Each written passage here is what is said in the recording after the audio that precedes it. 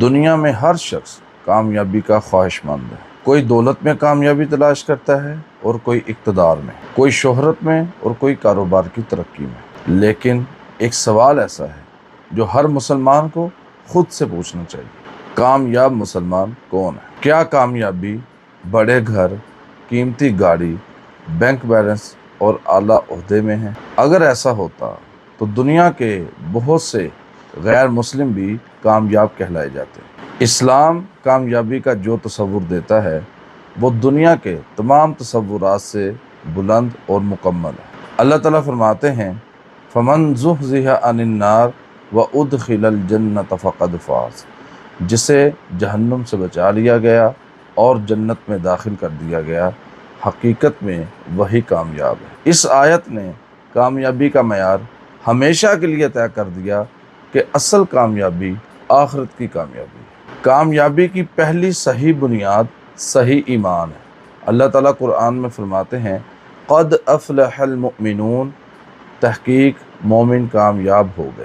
کامیابی کا پہلا زینہ ایمان ہے، اور ایسا ایمان جو صرف زبان تک محدود نہ ہو بلکہ دل میں راسخ ہو اور اعمال میں نظر آئے۔ رسول اللہ صلی اللہ علیہ وسلم نے ارشاد فرمایا: کامیابی کی 70 سے زائد شاخیں ہیں، ان میں سب سے اعلیٰ لا الہ الا اللہ کہنا ہے، اور سب سے ادنا راستے سے تکلیف دہ چیز کو ہٹا دینا ہے۔ معلوم ہوا کہ کامیاب مسلمان وہ ہے جس کا ایمان اس کے کردار سے جھلکتا ہے۔ انسان مسلمان ہو، مومن ہو، ایمان والا ہو اور کردار معاشرے کے اندر ایسا ادا کرے کہ ہر بندہ اس کی طرف دیکھ کر اس کے جیسا کردار اپنانے کی خواہش کرے، یہی حقیقی کامیابی ہے۔ کامیاب مسلمان کی ایک اور پہچان نماز ہے۔ سورہ مومنون میں اللہ تعالیٰ کامیاب مومنوں کی پہلی عملی صفت بیان کرتے ہوئے فرماتے ہیں: الذین ھم فی صلاتہم خاشعون،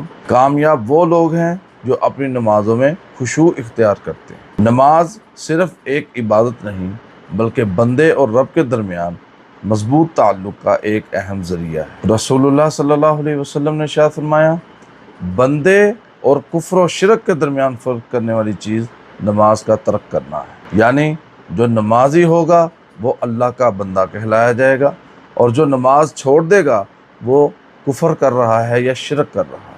آج اگر ہم سب مل کر اپنی زندگی کا جائزہ لیں تو ہمیں معلوم ہوگا کہ دنیا کے بہت سے مسلمان دنیا کے اپنے ہر کام کے لیے وقت نکال لیتے ہیں، لیکن نماز کے لیے نہیں۔ کامیاب مسلمان وہ ہے جو کاروبار، ملازمت، تعلیم اور مصروفیات کے باوجود نماز کو مقدم رکھتا ہے۔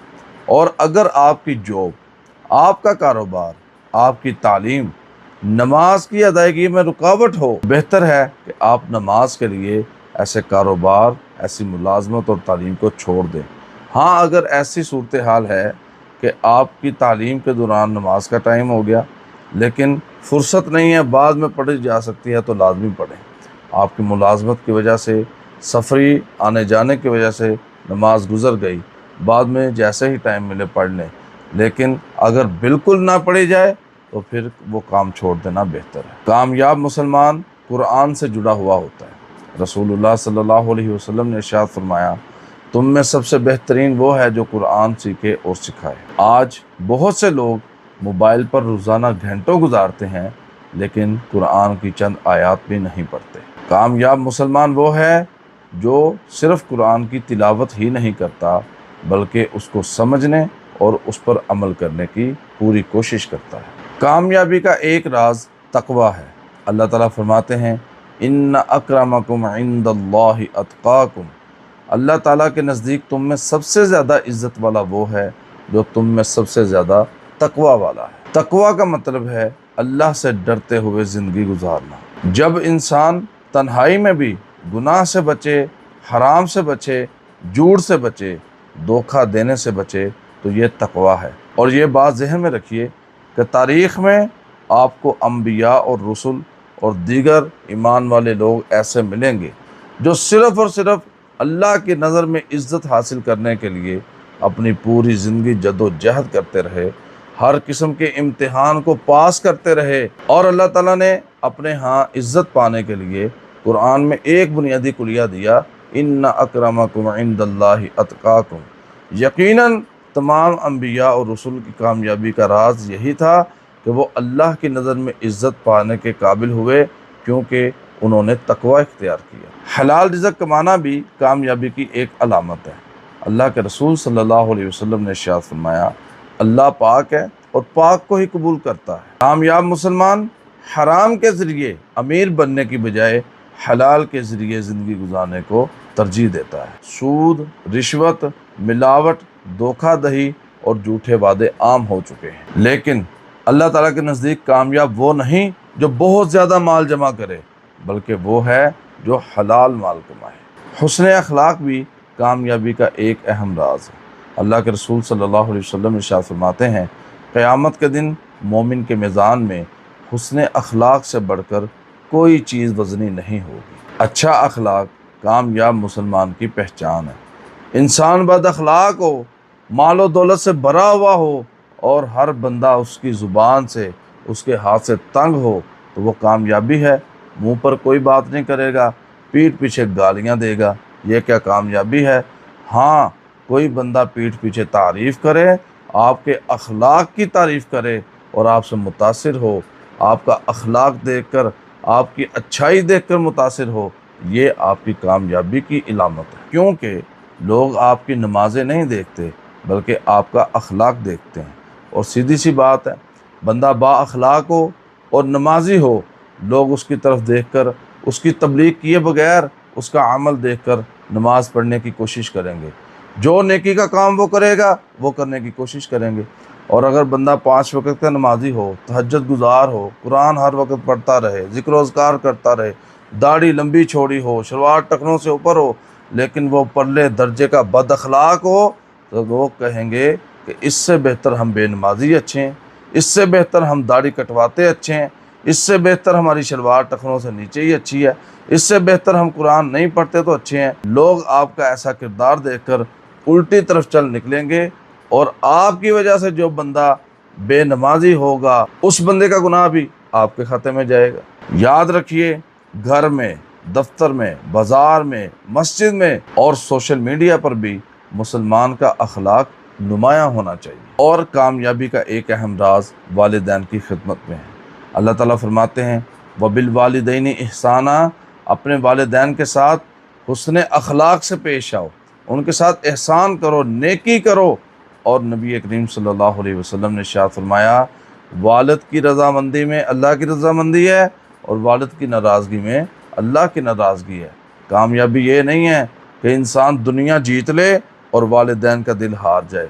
मेरे भाई, अल्लाह के नबी सल्लल्लाहु अलैहि वसल्लम ने इरशाद फरमाया, वालिद जन्नत के दरमियाने दरवाज़ों में से एक दरवाज़ा है, और अगर तुम वालिदैन की खिदमत करते हो, अल्लाह की जन्नत के मेहमान बन जाते हो, इससे बढ़कर दुनिया आखिरत में कामयाबी है ही कोई। आज लोग तरबियत भी इसी अंदाज में करते हैं, दुनिया में दौलत कमानी है, माँ बाप की खिदमत करो, दुनिया में बुलंदी चाहते हो, माँ बाप की खिदमत करो, दुनिया चाहते हो माँ, ये बातें अपनी जगह पर दुरुस्त हैं। लेकिन अगर किसी बंदे की नीयत सिर्फ दुनिया की हद तक रहेगी कि मैंने अपने माँ बाप की खिदमत इसलिए करनी है कि मेरे बच्चे मेरी खिदमत करें, मैंने अपने माँ बाप की फरमाबरदारी इसलिए करनी है मेरे बच्चे मेरे फरमाबरदार हों, मैंने अपने माँ बाप की खिदमत इसलिए करनी है दुनिया में मुझे वाफर मालो दौलत मिल जाए, तो मेरे भाई, ये दुनिया तो तुम्हें मिल सकती है क्योंकि ये हकीकत है, लेकिन अगर तुम अपनी नीयत का किबला थोड़ा सा दुरुस्त कर लो और इस नीयत के साथ अपने माँ बाप की खिदमत करो कि अल्लाह मेरी दुनिया भी बेहतर कर दे और आखिरत भी बेहतर कर दे, तो असल कामयाबी का मयार यही है। तो तुमसे बढ़कर खुश नसीब कोई हो नहीं सकता। और कामयाबी का एक अहम राज सब्र व शुक्र है। रसूलुल्लाह सल्लल्लाहु अलैहि वसल्लम ने इरशाद फरमाया, मोमिन का अजीब मामला है, उसके हर मामले के अंदर खैर है।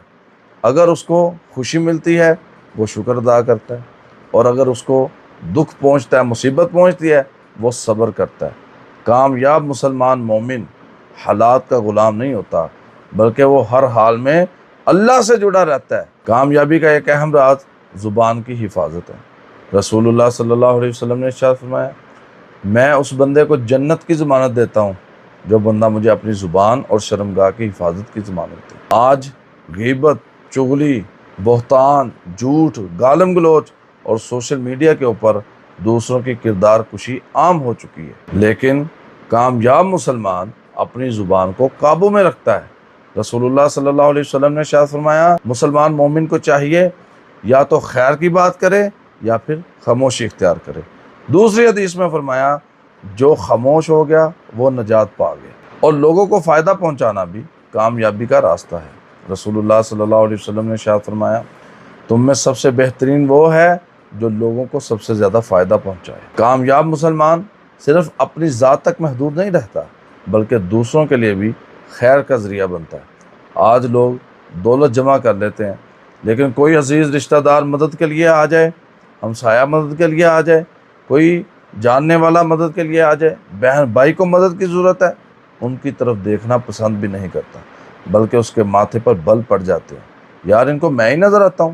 اللہ کے بندے، اگر اللہ نے تجھے دولت دی ہے تو پھر اللہ کو بھی تو ہی نظر آ رہا ہے نا، اور اگر اللہ ان کو بھی دیکھ لے، حالانکہ اللہ ان کو کھلا پلا رہا ہے، لیکن یہ سمجھانے کے لیے بات کر رہا ہوں کہ اگر اللہ ان کے اوپر رحمت کر دے اور یہ دولت لے کر اللہ تعالیٰ ان کو دے دے، پھر تجھے اس چیز کا محتاج بنا کر اللہ ان کے دروازے پر بھیج دے، پھر تیرے جذبات اور احساسات کیا ہوں گے؟ اس لیے جن کے پاس دولت ہے وہ ذرا اپنے دائرے میں رہیں اور لوگوں کے کام آنا سیکھیں، وگرنہ ایک حدیث میں یہ بھی ہے کہ اللہ تعالیٰ دولت دیتا ہے آزمانے کے لیے، اگر وہ بندہ اپنا کردار معاشرے میں وہ ادا نہیں کرتا جو اللہ چاہتے ہیں تو اللہ تعالیٰ اس سے اس کا دولت اور مال سلب کر کے کسی دوسرے کو دے دیتا ہے۔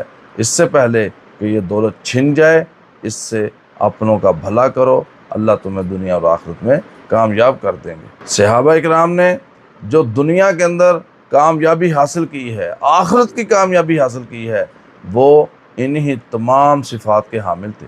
سیدنا ابوبکر صدیق رضی اللہ تعالیٰ عنہ نے ساری زندگی اسلام کی خدمت کی۔ سیدنا عمر فاروق رضی اللہ تعالیٰ عنہ عدل و انصاف کی علامت بنے۔ سیدنا عثمان رضی اللہ تعالیٰ عنہ سخیوں کے امام بنے۔ انہوں نے اپنی دولت کو، مال کو مسلمانوں، مومنوں اور اسلام کی خیر و بلائی کے لیے وقف کیا۔ سیدنا علی رضی اللہ تعالیٰ عنہ علم و شجاعت کے پیکر تھے۔ انہوں نے اپنے علم اور بہادری کے ساتھ مسلمانوں کی، مومنوں کی اور اسلام کی خدمت کی۔ ان حضرات کی کامیابی دولت، اقتدار اور شہرت کی وجہ سے نہیں تھی، بلکہ اللہ اور اس کے رسول صلی اللہ علیہ وسلم کی اطاعت کی وجہ سے تھی۔ اسلام رہبانیت نہیں سکھاتا، مسلمان تجارت کرے، ملازمت کرے، ترقی کرے، دولت مند ہو، لیکن اللہ کو نہ بھولے۔